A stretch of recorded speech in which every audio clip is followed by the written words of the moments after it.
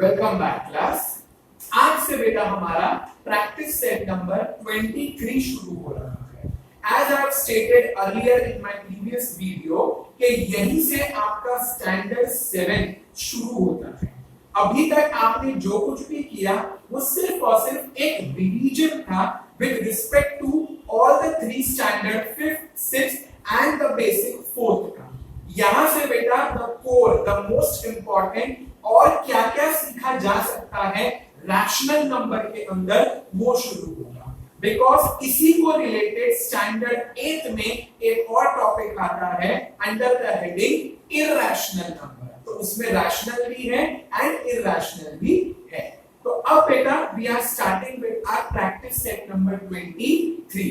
In your practice set number 23 there are total 8 sums, लेकिन मैंने सिर्फ और सिर्फ 4 लिखे हैं। कारण क्या है आई विल टेल यू।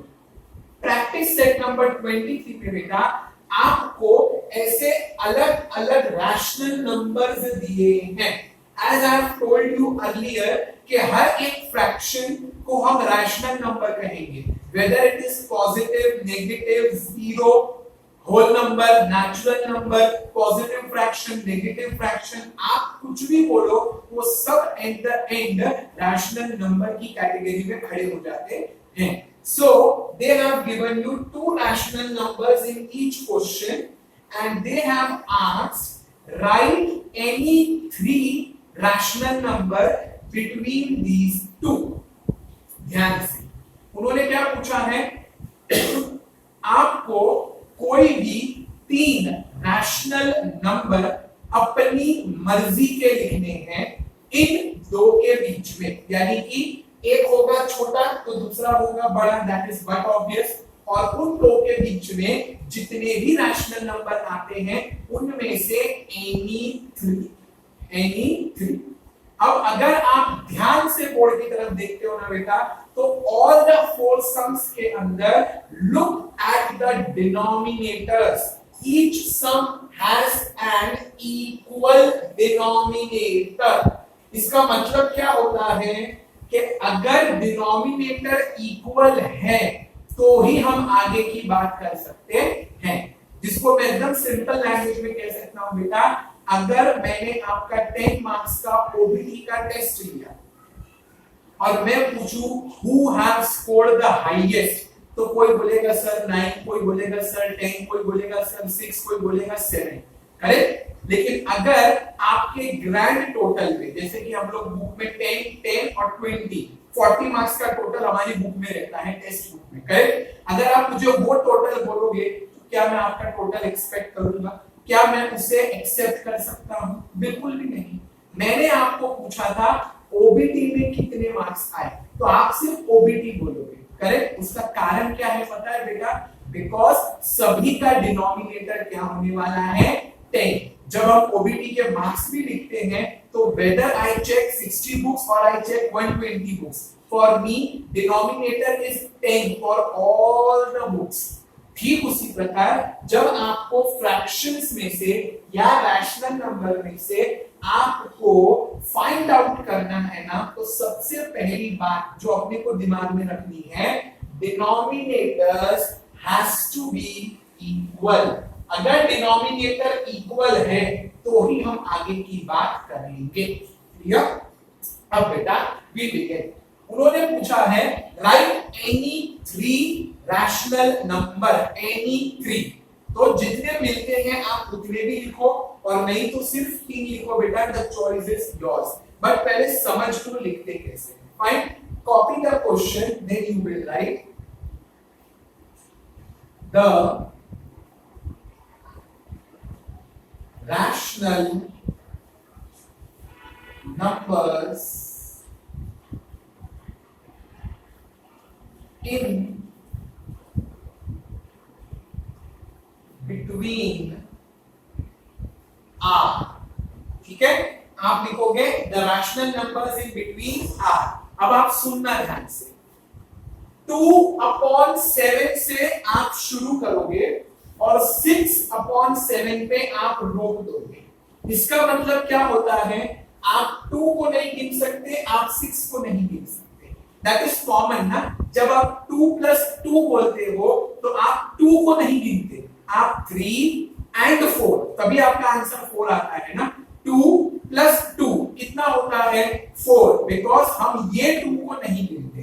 ठीक वैसे ही बेटा आप 2/7 को नहीं गिनोगे तो उसके आगे क्या आएगा 3/7, उसके आगे क्या आएगा 4/7 और उसके आगे क्या आएगा 5/7। इन शॉर्ट 2/7 और 6/7 के बीच में 3 रैशनल नंबर है। कौन कौन से आप लिखोगे 3/7, 4/7 एंड 5/7। करेक्ट। अब आप देखो ना ही आपने छोटा नंबर 2/7 लिया है और ना ही आपने बड़ा नंबर 6/7 लिया है। कायदे से अगर देखा जाएगा बेटा तो 2/7 बड़ा नंबर है, बड़ा, यस, और 6/7 बहुत ही छोटा नंबर है। बट अभी टाइम बीइंग के लिए आपकी अंडरस्टैंडिंग के लिए सिर्फ इतना ही समझना है कि क्वेश्चन में दिए गए ये दो नंबर्स हमें टच नहीं करने हैं, इनके बीच में। क्लियर। अब सेकेंड सम को देखते हैं। सेकेंड सम में बेटा you can see it is 7/9 comma -5/9। Forget about positive और नेगेटिव, आप कंसंट्रेट करो सिर्फ और सिर्फ डिनोमिनेटर पे। क्या डिनोमिनेटर इक्वल है? आंसर है yes, they are equal. Correct, बरोबर, ये इक्वल है 9 एंड 9। तो अब आप शुरू करोगे कैसे, ध्यान देना। देखो बेटा दिस इज -5/9, तो वो नंबर लाइन के लेफ्ट हैंड पे आएगा। एंड दिस इज +7/9, तो वो नंबर लाइन के राइट हैंड पे आएगा। करेक्ट। तो हम लेफ्ट से शुरू करते हुए राइट की ओर बढ़ेंगे। सबसे पहली बात -5/9 हमें नहीं लेना है, तो इसके आगे क्या होगा -4/9। What I said, from left आपको राइट की तरफ जाना है। ठीक है, मैं आपको नंबर लाइन पे ड्रॉ करके भी दिखा देता हूं ताकि कोई कंफ्यूजन नहीं आएगा। Like this,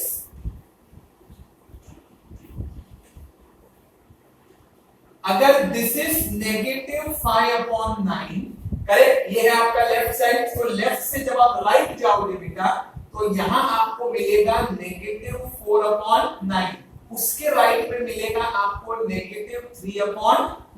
correct. और ऐसे करते करते आपको 7/9 तक जाना है। Understood? So we will be starting from the left, that is -5/9 से हमारी गाड़ी शुरू होगी। So we will write the rational numbers in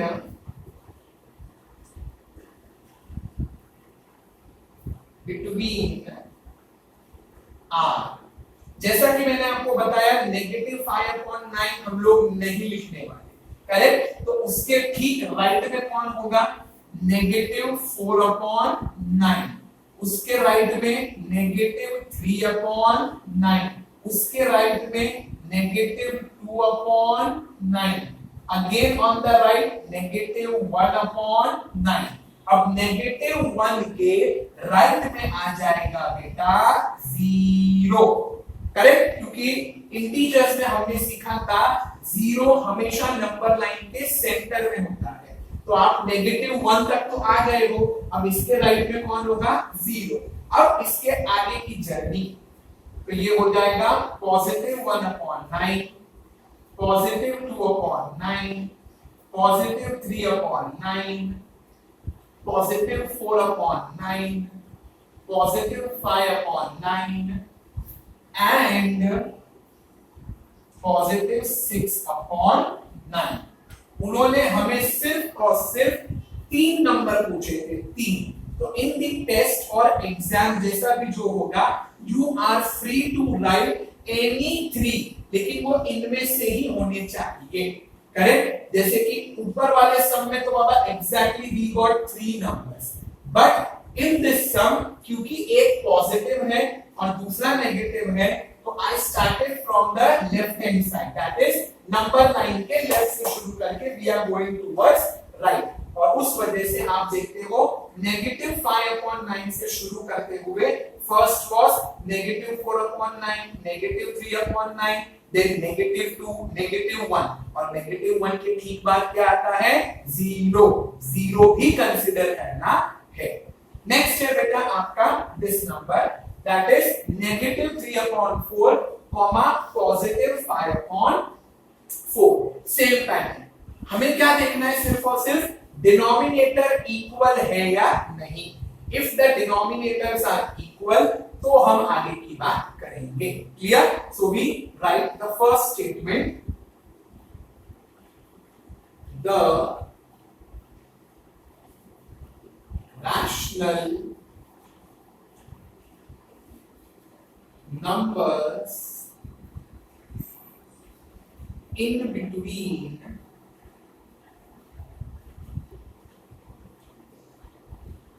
are correct.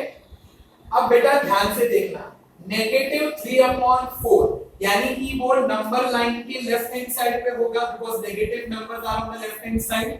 तो आप -3 के बरोबर आगे से शुरू करो, so this will become -2/4, again to the right -1/4, -1 के राइट में कौन होगा बेटा 0, and then 1/4, 2/4, 3/4 and 4/4।